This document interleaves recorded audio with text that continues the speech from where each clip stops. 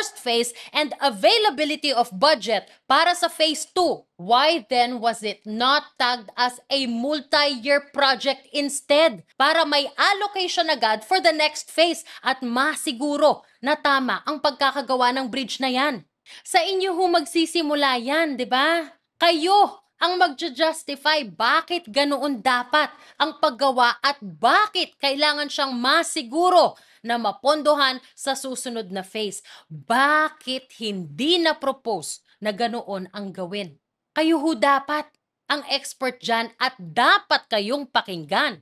You can say, sir, it should be done this way or wag na lang nating gawin dahil masisira ito. But no! It was bidded out na hanggang span 8 lang ang substructure out of 12 at bubuuin ang superstructure hanggang span 8. You might know the answer, Undersecretary Eugenio Pipo. After all, I assume you reviewed this project since you were Assistant Secretary for Operations in Luzon during this time. Have you suspended anyone preventive suspension?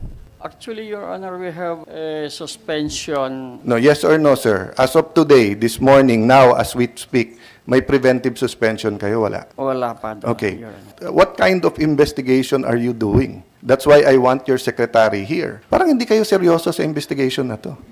Another person who might have the answer dahil matagal na siya dyan sa DPWH, Ma'am Maria Catalina Cabral, Undersecretary for Planning sa DPWH ngayon. Pwede po bang pakipaliwanag ano yung Multi-Year Contractual Authority? Yun po ay isang dokumento, Your Honor, na ini-issue ng Department of Budget and Management para makakontrata, makapag-bid at maka-enter into contract ng isang proyekto kahit na po yung amount niya ay hindi for the year ay hindi po enough kasi pwede naman pong ilagay sa susunod na taon. So ito ay para sa mga multi-year project.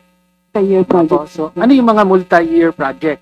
Depende po, marami po kasing proyektong hindi agad natatapos sa isang taon. Okay. So ang multi-year project po ay para sa mga proyekto na hindi kayang tapusin sa isang taon. No? So para makapag-bid ang gobyerno ng proyektong ganyan, kailangan makakuha ng Multi-Year Contractual Authority ang ahensya. Tama po, Your Sino Honor. po ang nagbibigay ng MYCA? Ang DBM po. Your Honor. DBM. So kailangan may pagpayag, di ba?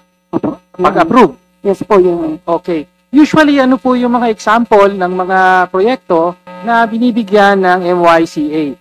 Normally po yung mga big ticket projects po na Big ticket projects. Katulad ng